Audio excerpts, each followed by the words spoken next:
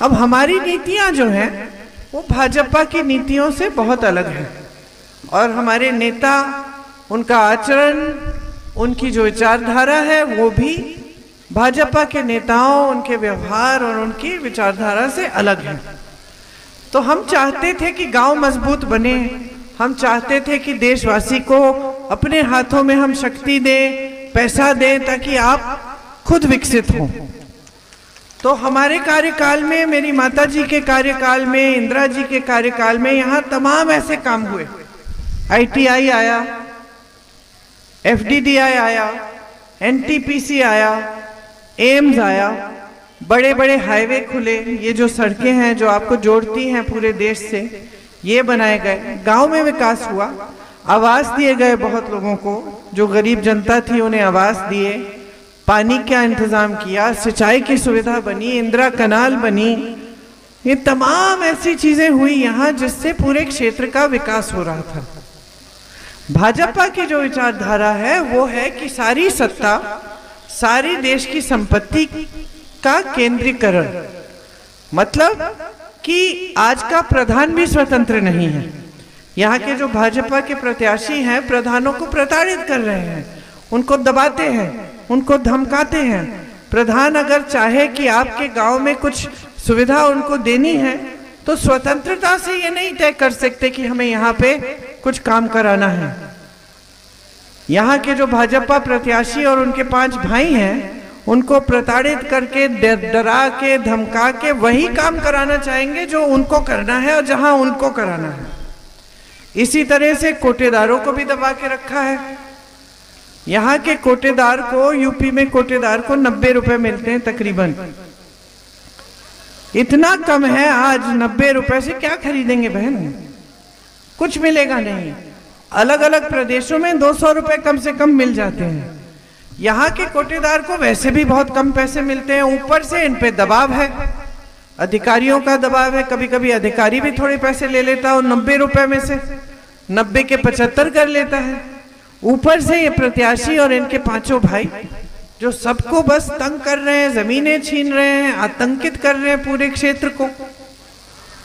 और जो भाजपा की विचारधारा है वो कांग्रेस से अलग कैसी है, मैं आपको बताना चाहती हूँ।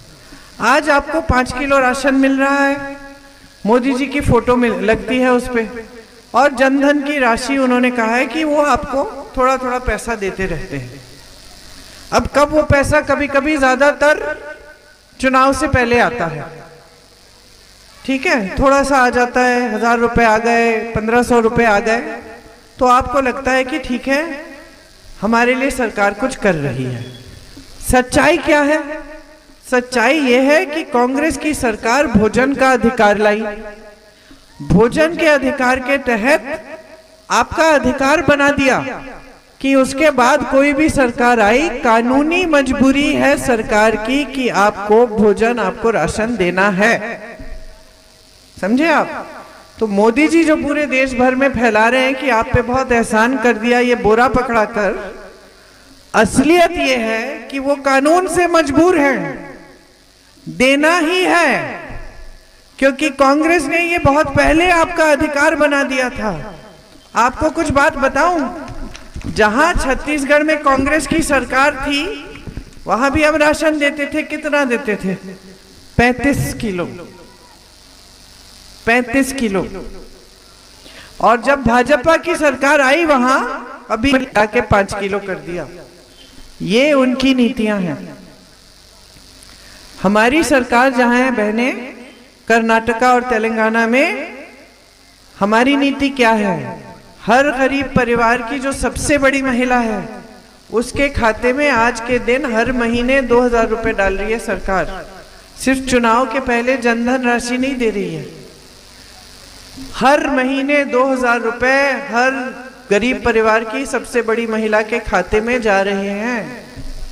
और हमने कहा है, गारंटी दे रहे हैं, हम कह रहे हैं कि अगर हमारी केंद्र में सरकार आएगी तो देश भर में गरीब परिवारों की जो सबसे बड़ी महिला है उसके खाते में हम 8,500 रुपए डलवाएंगे 1 लाख में। हर गरीब परिवार की सबसे बड़ी महिला को 1 साल में 1 लाख रुपए मिलेंगे सरकार से। ये हमारी नीति है। मोदी जी की नीति है कि आपको राशन पकड़ा दिया, आपको कह दिया कि आप पर एहसान कर रहे हैं, आपके लिए और कुछ नहीं किया। आपको अपने पैरों पे खड़े होने के लिए कोई नीति नहीं बनाई। ऊपर से आपसे इसके नाम पर, राम के नाम पर वोट मांगते हैं, धर्म के नाम पर वोट मांगते हैं, आपके लिए काम करके नहीं दिखाते। आपने जो राजनीतिक परंपरा यहां स्थापित की वो क्या थी कि इंदिरा गांधी आ सकती थी आपके सामने, लेकिन वो आपके प्रति जवाबदेही थी। आज मोदी जी की सरकार, मोदी जी की नीतियां, मोदी जी के नेता आपके प्रति जवाबदेही नहीं है। आज मोदी जी की हर नीति बन रही है बड़े बड़े खरबपतियों के लिए। आप कहेंगे कैसे? मैं बताती हूं। देश के बंदरगाह, हवाई अड्डे, देश का पेट, देश का पावर, देश की बिजली, देश के बड़े बड़े सड़कों के ठेके, सब देश के बड़े बड़े कारखाने, जो सरकारी कारखाने थे, उनकी सब्सिडीज सब अपने 22 बड़े बड़े खरबपति मित्रों को दे चुके हैं। सारी संपत्ति उनके हाथों में है। आज उन कारखानों से, उन सेक्टरों से आपको रोजगार मिलता था। मोदी जी ने अपने कार्यकाल में 16 लाख करोड़ रुपए कर्ज माफ किए हैं बड़े खरबपतियों के।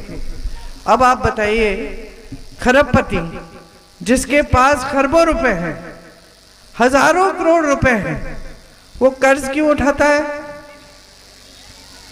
अपनी बेटी की शादी के लिए नहीं, खेती में नुकसान हो गया उसके लिए नहीं, कोई बड़ी जरूरत हो गई, किसी का इलाज करना है उसके लिए। वो कर्ज इसलिए लेता है कि ताकि जो इनके 1000 करोड़ रुपए हैं वो 10,000 करोड़ रुपए बन जाएं। अपना बिजनेस को, अपने बिजनेस की प्रगति करने के लिए लेता है। देश का किसान कब लेता है कर्ज? जब बेटी की शादी करनी पड़ती है, जब बच्चे की ट्यूशन की फीस देनी पड़ती है, जब खेती खराब हो जाती है, उपज के लिए सही दाम नहीं मिलता है और उसको नई उपज उगानी है, नहीं तो बच्चों के पेट नहीं भरेंगे, जब किसी को कैंसर हो जाता है उसका ट्रीटमेंट कराना है, तब कर्ज लेता है।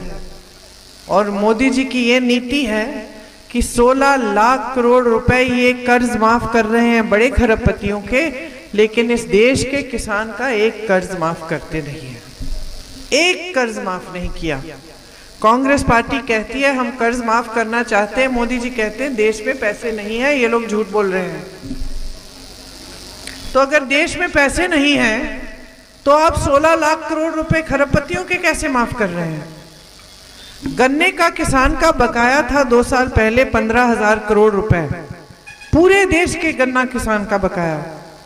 मोदी जी ने वो बकाया दिया क्या? 2 हवाई जहाज खरीदे बहन जी, 16,000 करोड़ रुपए के 2 हवाई जहाज, जितना बकाया था उससे ज्यादा। उन हवाई जहाजों में घूम रहे हैं अमेरिका, जापान, अफ्रीका, इधर उधर सब जगह, और यहाँ का किसान आत्महत्या कर रहा है क्योंकि उसका बकाया नहीं मिला। यहाँ का किसान 1 लाख रुपए का कर्ज लेता है, आत्महत्या करता है क्योंकि चुका नहीं पाता। और मोदी जी कुछ नहीं कहते। ये इनकी नीतियां हैं। आज बेरोजगारी चरम पे है। 45 सालों में इतनी बेरोजगारी नहीं हुई जितनी आज है। सोच लीजिए, 70 करोड़ नौजवान हैं जो बेरोजगार हैं। मोदी जी कैसी नीति लाते हैं? अग्निवीर। अग्निवीर क्या है कि जो सेना में भर्ती होती है वो अब 4 साल 5 साल की भर्ती होगी। आप सेना में भर्ती हो जाओगे, घर वापस आ जाओगे 4-5 साल के बाद, फिर से रोजगार ढूंढना शुरू करेंगे। ये नीति है मोदी जी की।